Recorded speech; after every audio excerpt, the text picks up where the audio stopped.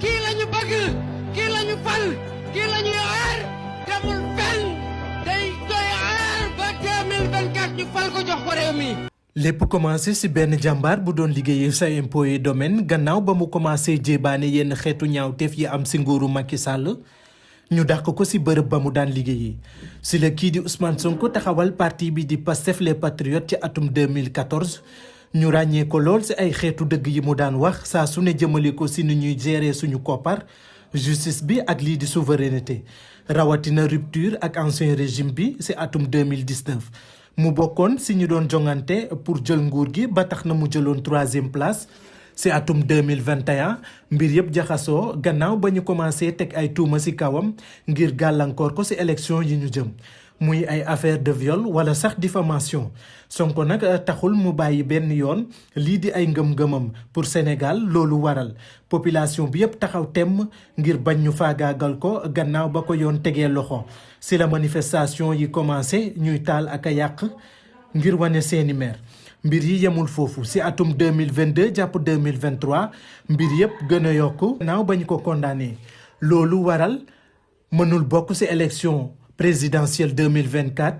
ñu jaay ko doole dissoudre parti bi di Pastef gannaaw ba ñu ko faagaagalee ci la tànn Bassirou Diomaye Diakhar Faye mu nekk inspecteur des impôts et domaines ñu arrêté ko woon ci atum 2023 gannaaw publication bi mu defoon ñëpp di wax Sonko mooy Diomaye Diomaye mooy Sonko lépp changé ci mois de mars gannaaw loi d'amnistie bi fi amoon doon dugalaat li nga xam ne moom moo di détenu yépp ñu amaat li nga xam ne moom moo di seeni ay droit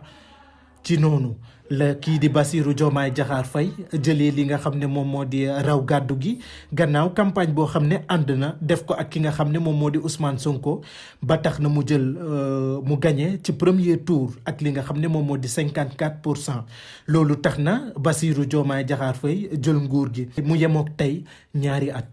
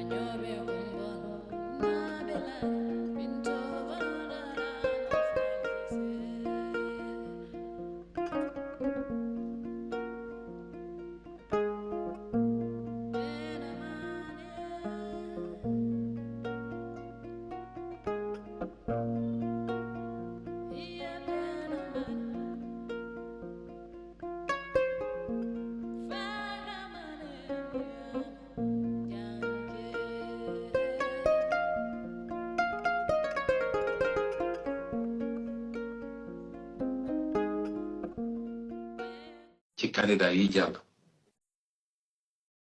bu dee candidat Bassirou Diomaye Faye jàll na moom mooy doon sama choix man mu doon candidat principal bi nga xam ne mooy porter projet bi mu doon candidat bi xam ne ci moom laa woo Sénégalais yi ne leen woteel leen Bassirou Diomaye Faye mu doon candidat boo xam ne moom laa teg projet bi ci loxoom mu incarné ko en tant que candidat ndax xam ngeen Pastef projet collectif la.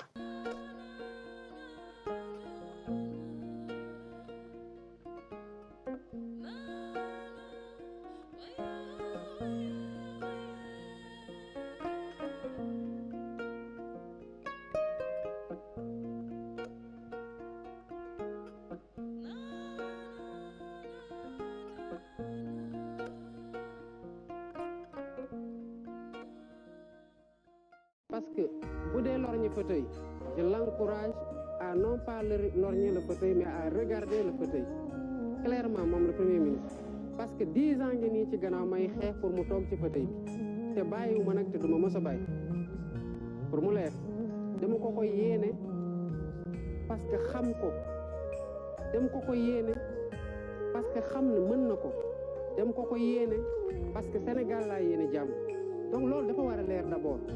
mënuma am mbii coog mbaalo ak mon premier ministre pour problème mu ay def may def de l'ombre ay def parce que j'ai évolué tout son nombre pendant 10 ans di xeex en toute loyauté gis nga loyauté boobu moom ma koy delloo ba mu mat sëkk parce que ku ñu yar la ku gëm yàlla la ku am principe la te du lu muy xeex pour coobare boppam waaye li ko amal solo mooy pour réew mi jëm kanam muy benn topp leen ma tamit ci sama wax. Monsieur le Président de la République, Bassirou Diomaye Diakhar Faye, veuillez lever la main droite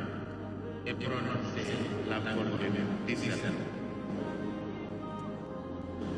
Devant Dieu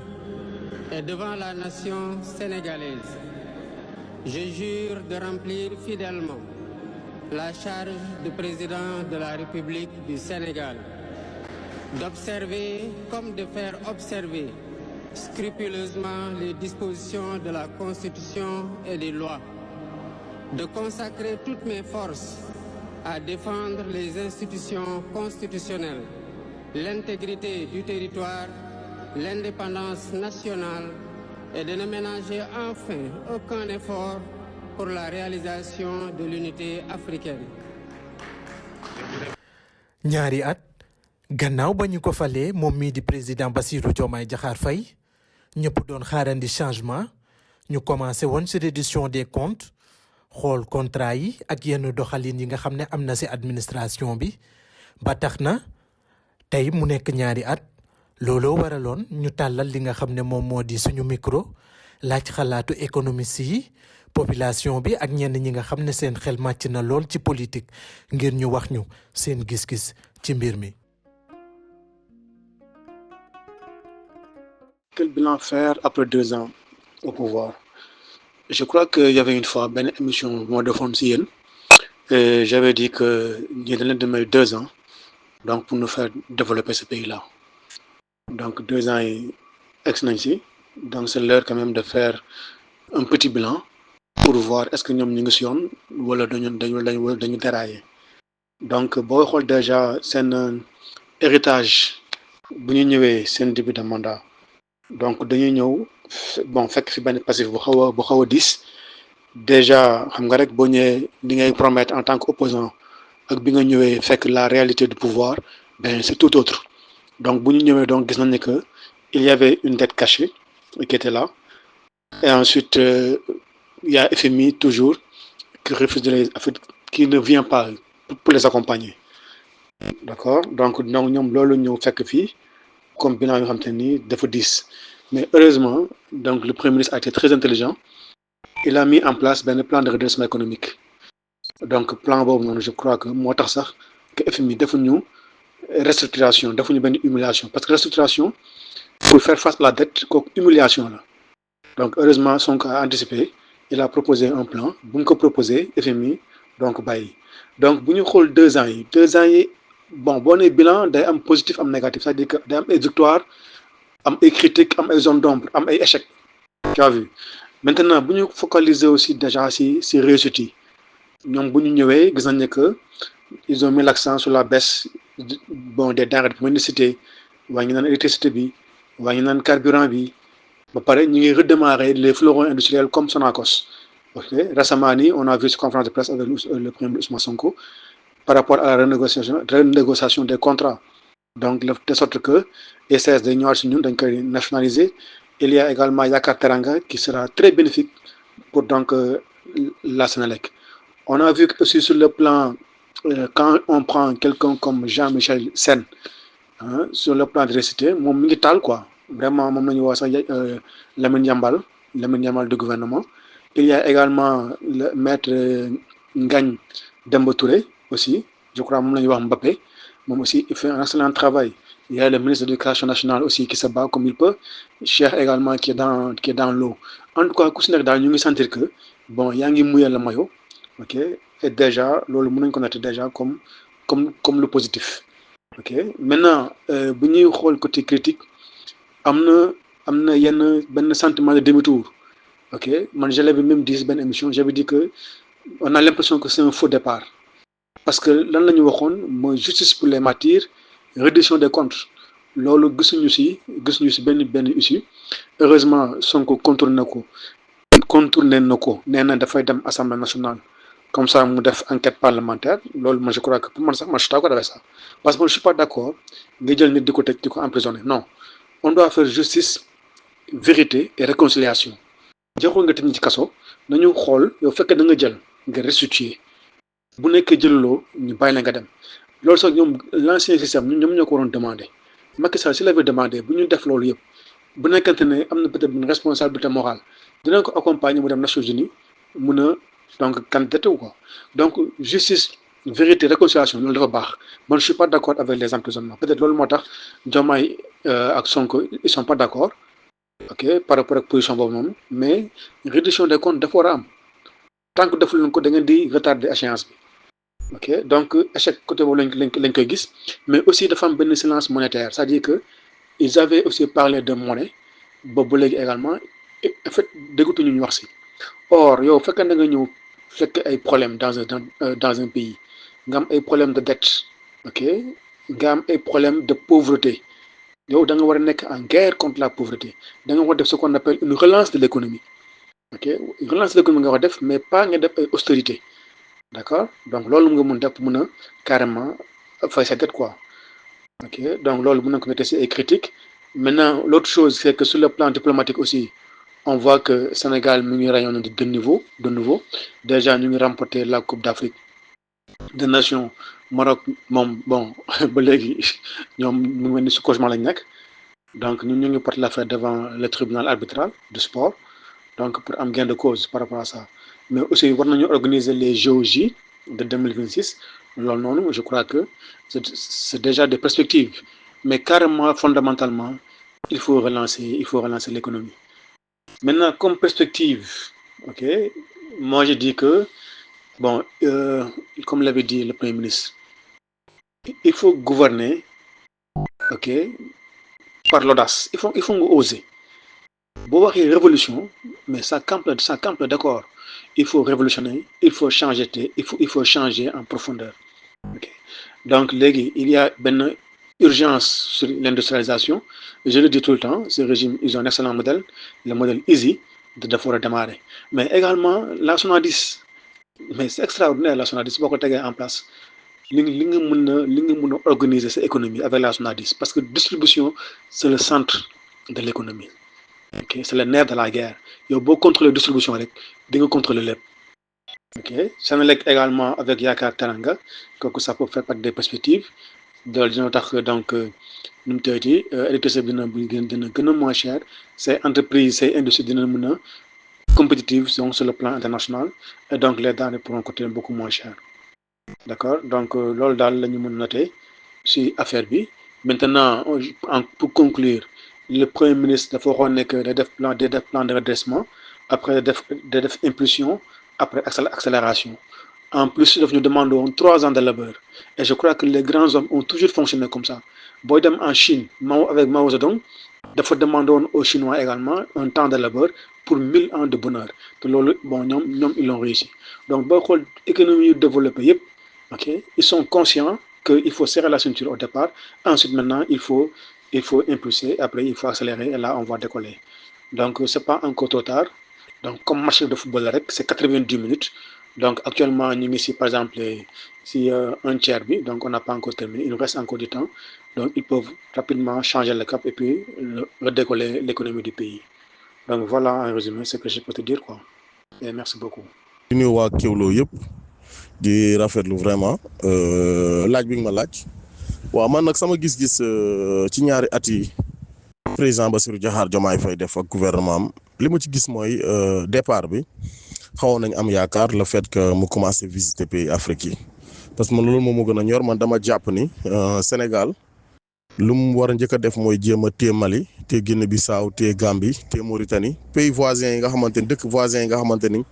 ñoo bokk ak ñun ay frontières Guinée Conakry yooyu Sénégal waroon na ko téye bu premièrement mën a gérer économie am ndax lu ci mel ni Mali boo fàttali ko ay temps tëjal nañ leen suñu port bi te loolu je pense que erreur la ndax Mali lépp loo xamante ni jëlee na ko suñu port bi intérêt Sénégal la bon doxalin ni loolu la xeex corruption bi gis nañ ni bon xaw nañ ci taxaw bi ñëwee ba léegi mun nañu wax lépp mais corruption bi gis nañ ni xaw na dellu ginnaaw mu nekk lu ñu rafetlu révision des comptes yi tamit taxawoon nañ ci ba finalement gis nañ nu mujjee ndax justice bi nga xamante ni li ñu waroon jëkk a def mooy ci wàllum justice mooy wax bu dëgg yàlla ñu jëm a def ay assises bi ginnaaw assises yi dañoo waroon def ay réformes assemblée nationale justice mën a tëddee njaaxanaay mais lu ñu gis ne ci wàllum justice bi wax fa dëgg yàlla lu fi nekkoon rek la ndax mënoo jàpp nit tey ko ba noppi xam nga bàyyaat ko noonu te kenn xamul lan nga ko doon toppee loolu tamit jaaduwul donc li ci leneen li mooy li ma gis mooy wàllum enseignement bi fan la ko Diomaye fekk ak fan la ko yóbbu loolu jar naa laaj abri provisoire yi ba léegi ñu ngi fii enseignants yi ba léegi doy ñu malgré nee nañ dolli nañ ay enseignants nga xool wàllum Casamance temps yi dégg nga ni yënguwaat na fa ba ay soldats ñàkk fa seen bakkan man maa ngi doon xaal premier ministre Ousmane Sonko ndaw waxoon na fi ay jamono lenn kese la pare yoon pour defal Macky Sall mooy bu ko Macky Sall ordonné woon mu régler problème mu Casamance. kon tey moom mooy premier ministre def nañ 2 ans pour man problème mu Casamance war nañ ci taxaw génne ndel yëpp xam nga déminer Casamance ba mu jeex ñi dawoon seeni région mën a dellu ndax Casamance région bu potentiel la doon man jàpp naa ni bokk na ci seen réussite bu fekkee ni fexe nañ ba problème mu Casamance bi jeex voilà li ci des nag mooy pour man encore une fois région yi dañ leen war a dooleel Sénégal du Dakar kese mais boo xoolee lépp Dakar la concentré wu décentralisation bi président bi waroon na ci taxaw am na ministère yu bëri war nañ ko mën a jëlee Dakar ak Diamniadio yóbbu ko ci région yi mën a sokkati yenn région yi donc Sénégal buñ buggee mu dox il faut ñu bàyyi loolu xel kon man li ma gis mooy vraiment yaakaar gi xaw na tas waaw tas na trop parce que gis nañ fu ñu mujjee andil Sonko bàyyil Diomaye loolu xaaruñu leen ci quoi dañoo war a concentré wu liggéey pour 3 ans yi nag buñ ci góorgóorlu amaana dina am benn changement mais buñ continuer nii moom li ma ci gis mooy lajjite rek lay doon ndax li fi nekkoon jugu fi quoi li fi nekkoon jugu fi affaire de système moom dañ ko tegee ne la te ñu liggéey parce que Ousmane Sonko mënul ànd ak Aïda Mbodj waa Pastef di xalab Mimi Touré loolu yendul maanaa ndax ku ne Aïda Mbodj ne Mimi Touré ñoom ñëpp ci ancien système bi lañ bokk te loolu nag dama jàpp ne affaire de politique la rek mais li am solo mooy dañoo war a respecter institution yi fi may daanale nag mooy ci histoire mosuñu gis mouvement parti pouvoir buy saaga président ci Pastef réclame ci Pastef réclame quoi loolu tamit war nañ ci xoolaat parce que du dëgg du yoon Diomaye président sénégalais yëpp la kon du dëgg du yoon ay militants Pastef wala ay député Pastef taxaw di xaawi te xotti worma président de la république loolu du dëgg du yoon kon yaakaar naa ni lu mat a xoolaat la ñu xam ni réew mi dañ leen fal pour yaakaar dañ leen far nit ñi dañ leen yaakaar gi nag moom li ko mën a indi dëgg mooy ñu concentré wu ñu xam li leen fa teg ndax ku xamul li la fal li la fol day yomb trop jërëjëf. asalaamaaleykum wa rahmatulahi taala wa barakaatu waa ñaari at yi nga xam ne nag président Diomaye def na ko ci bopp nguur gi wax dëgg yàlla ñaari at la yoo xamante ne am na ay activités politiques yu bëri waaye am na ci nag parti boo xam ne gis nañ ci lu concret bi jiitu mooy li nga xam ne moomu ci gën a intéressé tey les contrats yi nga xamante ne dañ ko jëloon mu nekk des contrats léoniens nguur gi fi nekkoon jël ko joxe ko à la merci des impérialistes des occidentaux ñu jël suñu alal jële Sonko ñëw ne dañ koy revoir at contrat yi loolu neex na ma trop wax nañ ne tamit 10% yi nga xam ne moom lañ doon am suñu revenu yi doy na waar bon parti bi nga xam ne aussi wàññi nañ ci denrée aliments de première nécessité yi wax dëgg yàlla acte bu ma rafetlu na malgré tuuti na waaye nag buñ ko xeeb ndax c'est quelque chose ci carburant bi ci denrée loolu yëpp tamit wax dëgg yàlla askan wi ñu ngi ci gis seen bopp li nga xamante ne tamit moo di coow yu mujj yi nga xamante ne wax dëgg yàlla entre différence entre Sonko ak Diomaye loolu moom bokk na ci couac yi ak désagrément yi nga xamante ne askan wi vraiment jàpp nañ ne bokk na ci lu tardé réew mi et je pense que ci manière générale du ma wax positif na du ma wax aussi négatif na mais daal mi ngi tànge ci digg bi daal la nekk parce que tey jii boo xoolee accès aux soins fa mu nekkoon ba léegi fa la nekk les médicaments coûtent très cher sénégalais yi du ñëpp ñoo mën a accès ci faju te loolu bokk na ci liñ doon xaar si ñoom pauvreté bi ak emploi yi tamit vraiment doy na waar gis naa ne aussi politique bi nga xamante ne moom la gars yi def pour éclairer les villageois aussi loolu tamit wax dëgg yàlla am nañ yaakaar ne système d'électrification rurale bi tamit mi ngi dox waaye daal panier ménagère bi wax dëgg yàlla askan wi gisaguñ ci seen bopp à 100% te bu ma nee askan wi mooy les sénégalais autochtones ñi nga xam ne tey ay sénégalais lambda lañ leen di wooye ñooñu ku falu ñoo la fal ku folleeku ñoom ñoo la folli waaye tey jii may wax ak yow wax dëgg yàlla képp ku taxaw ne réew mi neex na rek c'est parce que dañoo am say poche di ko solal xaalis ba mu fees waaye baadoole yi nga xam ne maag ñoom ñoo yem seen lekk doyul naanul te ñu ngi góorgóorlu bu ñu xëyee di dem di uti lu ñu liggéey fa ñu nekkoon ba léegi fa lañ nekk loolu daal laa xam lu ñu mën a góorgóorlu daal ba réew mi askan yi ñu ñàkk ñi gën ci gis seen bopp daal ba asalaamaaleykum wa rahmatullah. maa ngi nuyu waa Kéwlu maa ngi nuyu waa Kéwlu di nuyu waa Sénégal di nuyu diaspora bi yëpp di leen wax baal leen ñu baal leen ci weeru koor wi ñu génnee ndax weeru koor wi yàlla def na woor nañu ko ci jàmm feetu nañ ko ci jàmm le reste nag mooy delluwaat ci liggéey delluwaat ci activités yi foofu la ñu war toll da ngeen ma laaj ci bilan wu ñaari at yi passé bilan amagut bilan dafa am lu koy jiitu mooy priorité moo koy jiitu priorité mooy ci biir réew mi li ñuy dund ak liñ fay def ak liñ fiy liggéey foofu la bilan di feeñee bilan amagut parce que baykat yaa ngi nii bay seeni gerte ñii bay seeni soble ak seen pomme de terre ba léegi état bi mënagu ko jënd kon bilan amagut bilan balaa doon am day fekk kenn ku ne la ngay liggéey mu am amélioration mais amut kon bilan mënu fi wax bilan dañuy wax ne nañu delluwaat ci priorité yi dellu nag du weesu parce que jaar yoon woo xam ne impasse la da ngay wuññeeku fii ñu toll fi mu ne nii li nga xam ne mooy priorité ci réew mi dara daf ci doxagul mais ña réew mi gisagul ci seen bopp te foofu la bilan di amee njëriñ waaw fa muy amee njëriñ mooy kenn ku ne la ngay yëngu baykat yi yëg ne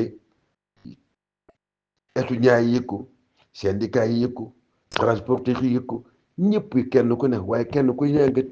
toog di yuuxu kon bilan mënaguñ ko fee wax ku fi jéem a wax bilan ne bilan am na da ngay nax sa bopp parce que nag wax dëgg yàlla nit du nax boppam te it nax suñ bopp yi dafa yàgg lool Sénégal dafa yàgg a nax boppam waaw loolu nag kañ lay jeex ba kañ ba yaami indépendant ba léegi ñooy nax suñ bopp rek di wax loo xam ne dara du ci dëgg amul du dëgg sax du dëgg parce que nag réew lu koy tax mu dem mooy mbay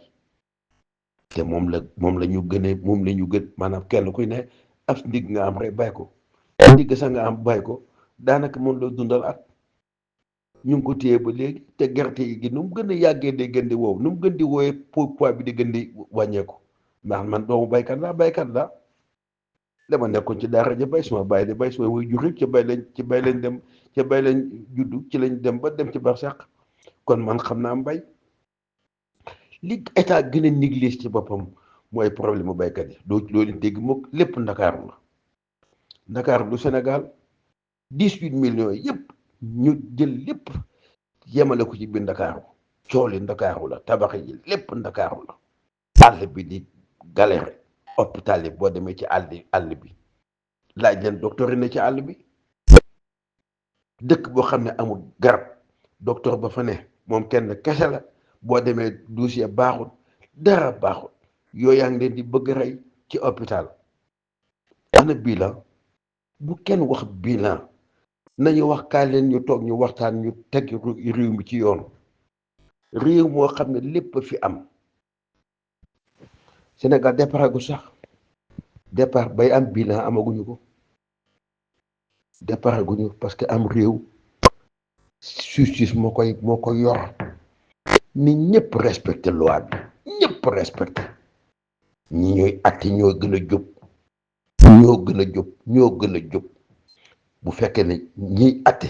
ñoo war a gën a jub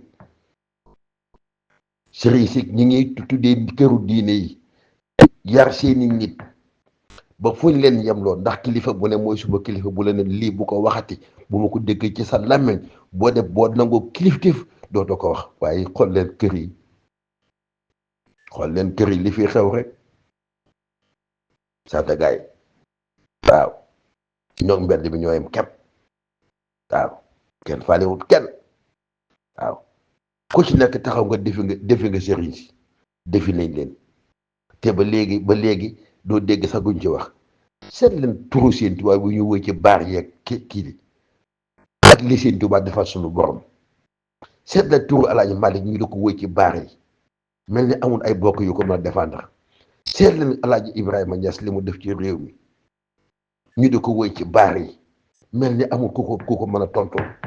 seetal li xew ci dëkk bi te kenn du ko wax ñu bàyyi ko ci nii rek muy dem génération bu ñëw rek fekk ko fi defe ne héritage la boo xam ne nii lay war a dundee te dafa c'est faux waroo ñoo dundee nii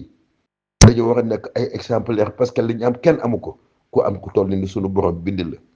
wax la ne wala xat karam naa bani aadam boole la yonent bi gën ci yonent yi